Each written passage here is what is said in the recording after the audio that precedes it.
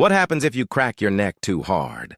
Most pops are harmless, but force changes the risk. The pop is usually gas shifting inside tiny joints, not bones snapping back into place. But twisting too hard can strain muscles, irritate joints, or pinch nearby nerves. Rarely, a violent neck twist can affect blood vessels, which is why sudden pain or dizziness matters. So never force it.